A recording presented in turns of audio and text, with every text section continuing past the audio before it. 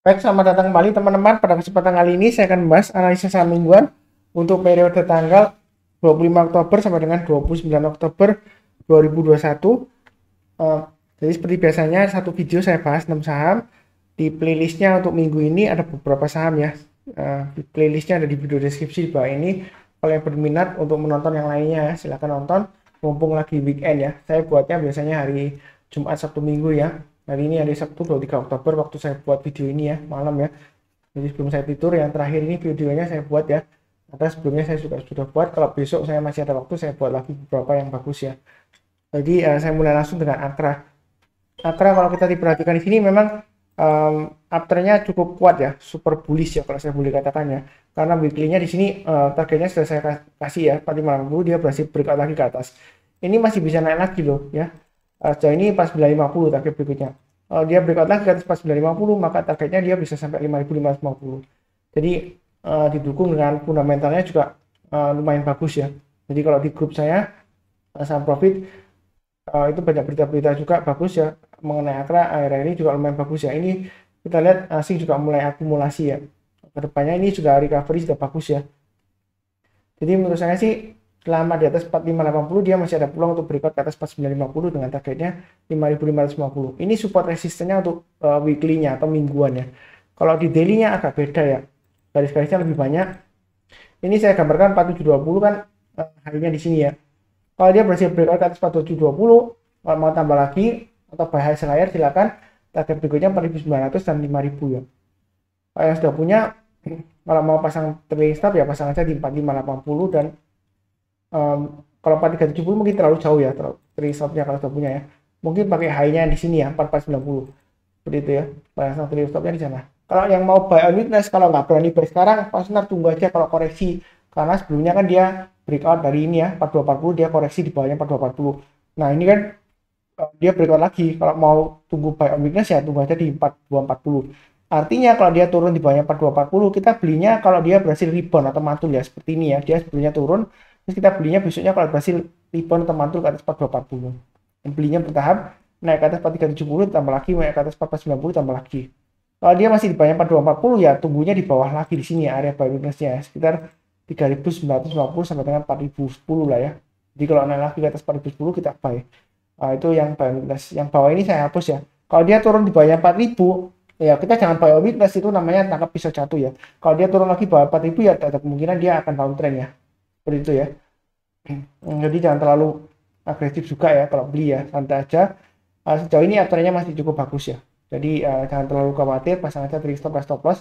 Kalau yang mau buy high sell higher, kalau mau buy ya atau tambah lagi naik ke atas 4720 silakan buy ya. Buy sekarang pun boleh ya, asalkan pasang stop lossnya di 4580 dan 4490. Yang buy sekarang ya. Naik ke atas 4720 tambah lagi, naik ke atas 4900 tambah lagi ya. Naik ke atas 5000 boleh tambah lagi. Ini uptrendnya masih cukup bagus, akumulasi asing lumayan bagus, volumenya juga mendukung ya, meningkat ya. Kalau menurut saya ini prospeknya masih cukup bagus lah ya, jangan terlalu takut juga ya. Lagi pula kalau kita lihat dari sejarahnya dia pernah sampai tinggi sampai ke 8000 ya. Ya 8100 8450 ya, saya nggak bilang pasti bakalan ke 8450 enggak ya. Kalau kita bicara mengenai takut ketinggian ya seperti itu ya. Sebelumnya dia pernah high ke sana. Jadi belinya sih menurut saya sih bertahap aja, jangan terlalu takut ya. Yang penting disiplin pasang stop stop loss sesuai dengan garis-garis yang saya berikan atau buy on weakness ya yang kalau takut ya. Kalau mau buy bertahap aja ya boleh aja, istilahnya nyicil ya. Kalau lebih cukup berikutnya untuk Pegas di sini weekly-nya sudah saya sampaikan. Memang kenaikan sebelumnya lumayan tinggi ya sudahnya dari breakout ke atas 1055 di sini ya. Dia naik sampai dengan 1500-an sudah uh, sekitar 50%-an ya. Um, hampir ya. Jadi kalau kita lihat apakah masih bisa naik lagi Bos Nar? Sebenarnya kalau kita lihat di sini ini candle-nya ya dia lumayan bagus ya sebenarnya ya. Jadi kita jangan terlalu takut-takut ya. Memang saya sudah gambarkan kalau turun di bawah 1425 ya jual dulu ya. Tapi di sini kan dia pernah low-nya 1410, kemudian dia naik lagi. Nah, kalau naik lagi bagaimana Pak Sunar kalau mau buyback boleh aja. Buy-nya tunggu sekalian breakout ke atas 1570 ya. Kalau dia naik ke atas 1570 kalau mau buyback atau buy high sell higher silakan ya. Target berikutnya masih tetap sama sekitar 1880. Jadi uptrendnya sejauh ini masih cukup bagus. Memang Di sini kelihatannya stokastiknya sudah di area jenuh beli ya, overbought ya. Tapi kita jangan terlalu kaku lihat ini ya, seperti itu ya. Karena sebelumnya kalau kita lihat di sini, ya kan, ini juga sudah mulai jenuh beli ya, tapi dia masih bisa naik lagi sampai 1880 ya. Ini situasi sebelumnya ya, tahun 2020 di sekitar bulan Desember. Jadi kenaikannya sebenarnya masih ada peluang. Kalau mau beli ya, ini memang candlenya hammer, ekornya panjang. Ini area buy weakness sudah saya sebutkan ya, 1405 ya. Tapi kan dia naik lagi ke atas 1430 harusnya sudah buy ya. Kalau yang lagi nonton pasang otomatis order buy ya, lumayan ya, dapatnya 1430 naik lagi, tambah lagi naik 1475 tambah lagi dan seterusnya ya. Jadi di sini yang sudah punya pasang aja trailing stopnya di 1475 dan 1430. Kalau yang mau tunggu lagi buy weakness ya tunggu di 1405.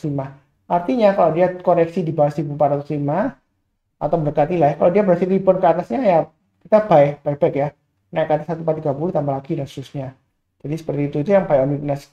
Kalau mau buy high sell higher, ini kan posisinya memang masih sideways kurang lebih ya, 4 drop naik lagi ya. Apakah ia bakalan turun pas belum pasti 100% ya. Jadi pasang trailing stop aja yang sudah punya 1515 dan 1475. Kalau terlalu dekat ya 1475 dan 1430 lah ya, atau maksimum di 1405 lah stop lossnya.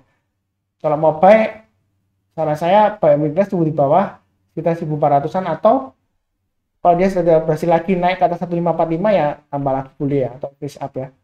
Naik ke atas 1570 tambah lagi, breakout ke atas 1600 jangan ragu-ragu untuk tambah lagi. Karena target berikutnya masih memungkinkan ke 1710, 1820 dan 1895 ya.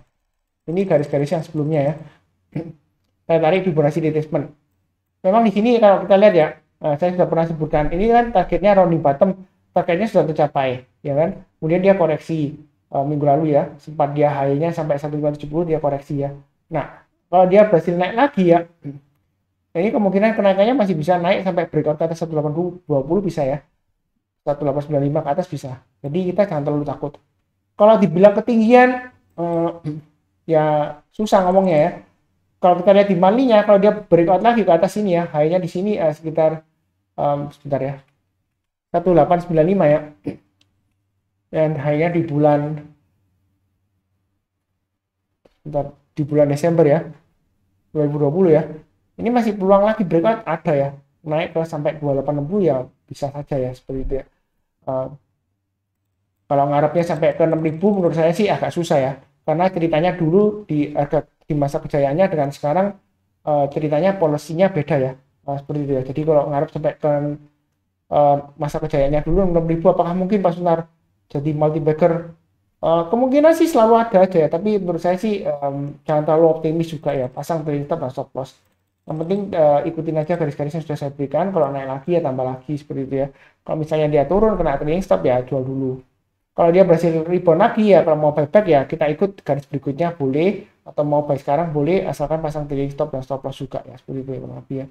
Trading itu mudah ya, kalau ada acuan garis-garis seperti ini ya untuk trailing stop dan stop loss. Kalau mau tambah lagi silakan average up ya, seperti itu ya. Jadi jelas gitu ya, money managementnya bisa diatur juga ya. Kalau misalnya 1515 dan 1545 terlalu dekat Pak Sunar ya pakai aja berikutnya garisnya 1600 ya, kalau mau tambah lagi ya, seperti itu ya. Kalau lebih cukup. Berikutnya untuk BRPT ya. Kalau kita lihat BRPT bagaimana Pak Sunar, ekornya lumayan panjang ya, high-nya sampai 1010 dan ternyata dia belum berhasil breakout ke atas 1035 ya.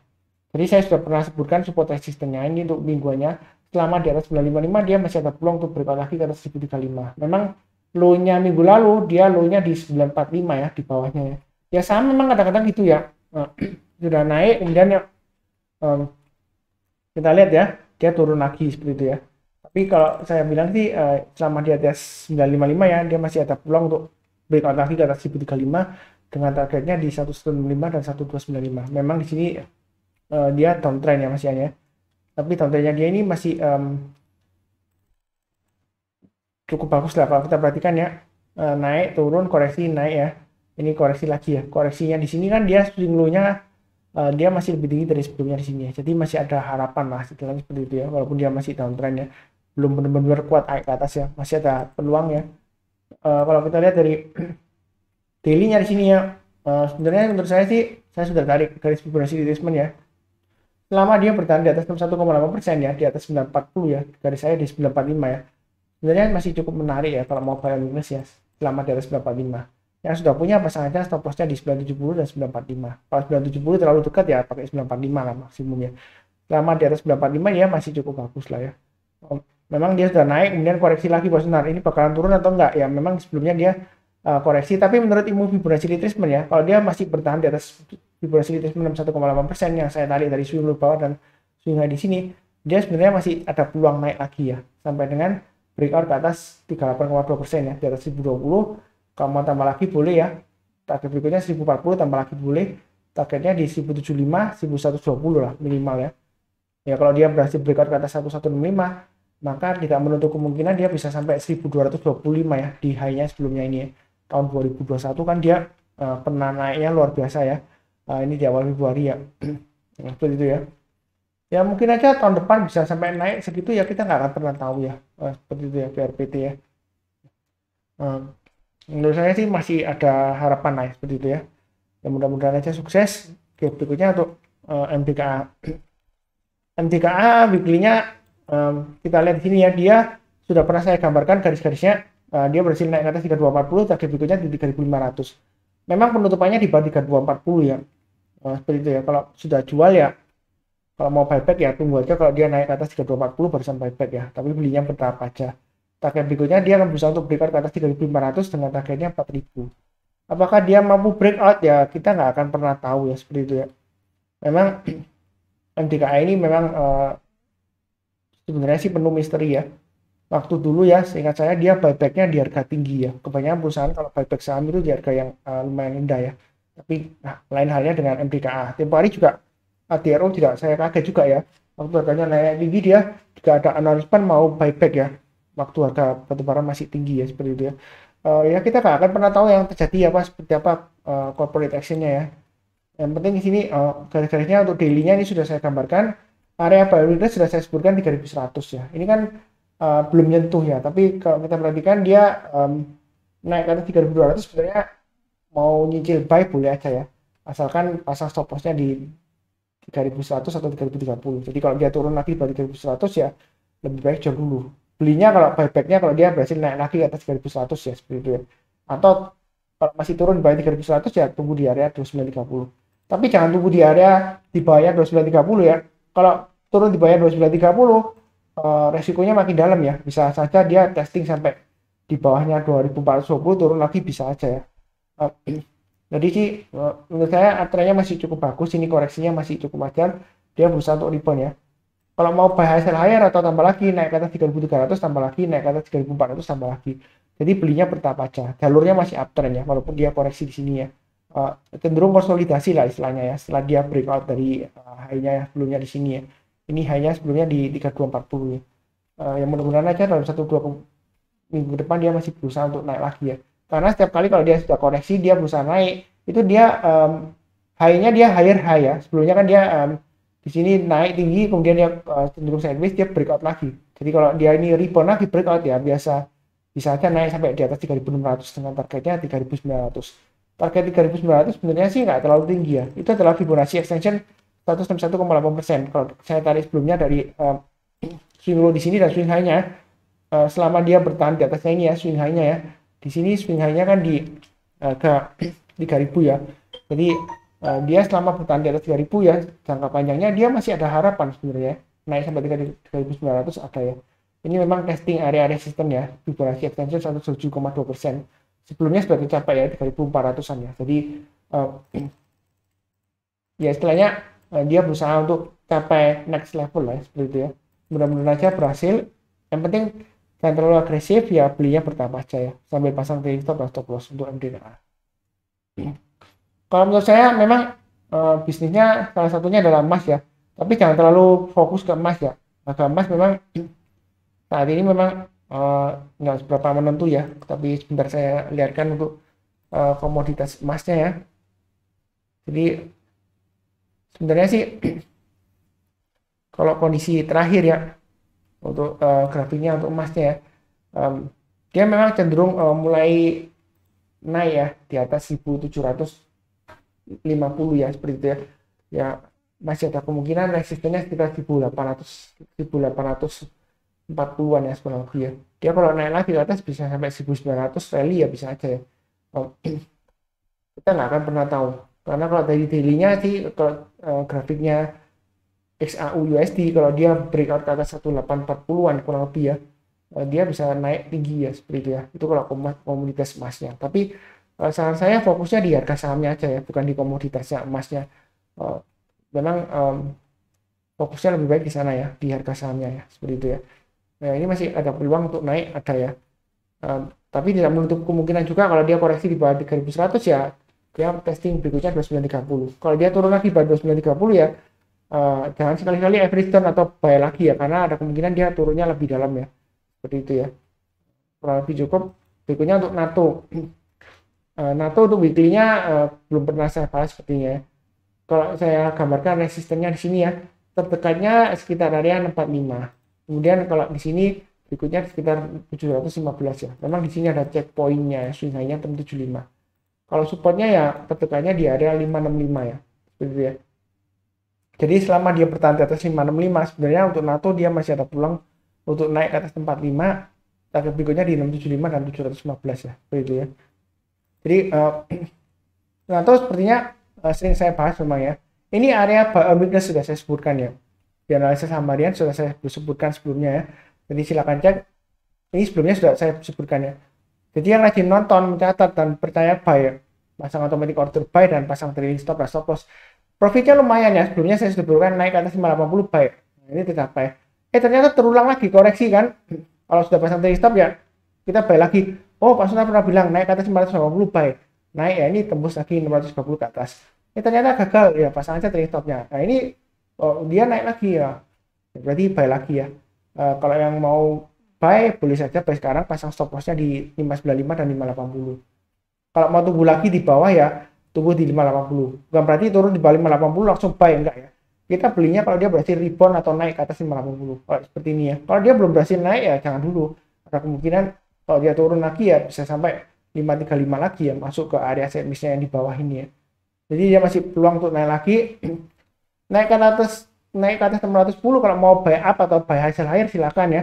Naik ke atas 630 tambah lagi ya. Seperti itu ya. Memang ekornya sering membentuk ekor panjang ke atas ya. Gitu ya. Tapi jangan khawatir ya. Saya sudah pernah sebutkan juga ya. Memang kadang-kadang seperti itu ciri khasnya ya untuk NATO ya. Ekornya suka panjang ke atas kemudian turun, nggak lama lagi balik lagi ya. Seperti itu ya. Jadi istilahnya trailing stopnya kalau seperti ini strateginya, trailing stopnya agak ketat ya seperti itu ya. Makanya garis-garisnya saya berikan lumayan banyak.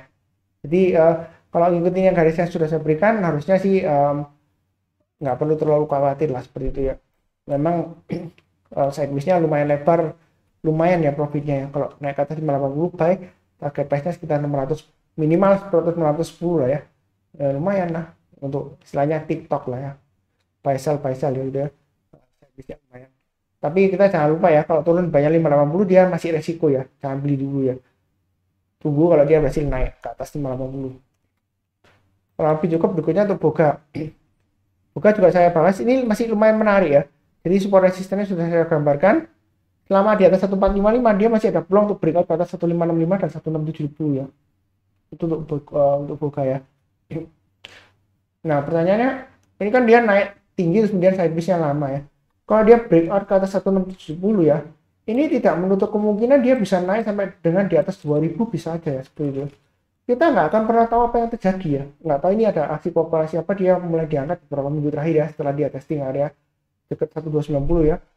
Silakan baca beritanya ya. Untuk Boga saya terus terang aja saya hanya bahas fokus di teknikalnya. Dan memang hati-hati ya. Kadang-kadang volumenya rame, tiba-tiba beberapa minggu ke depan dia bisa surut ya. Tiba-tiba lumayan hilang ya. Tapi di sini masih cukup ramai ya, pembelian asing sepertinya mulai menanjak lagi naik ke atas.